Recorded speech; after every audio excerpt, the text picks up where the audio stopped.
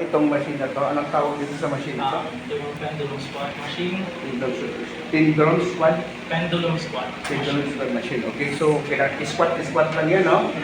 Yan, so yung gagawin yan is, ayan lang.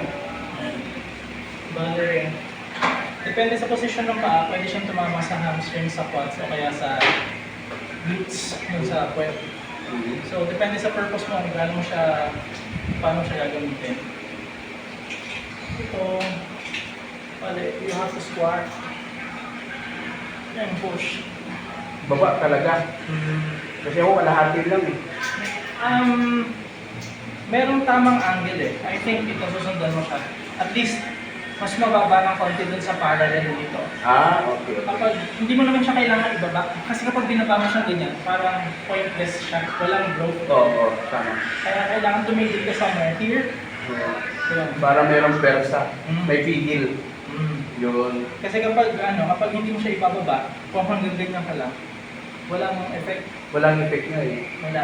Kaya kailangan mo siyang ibaba na gano'n. Halos yung magpaparallel siya dun sa apakan.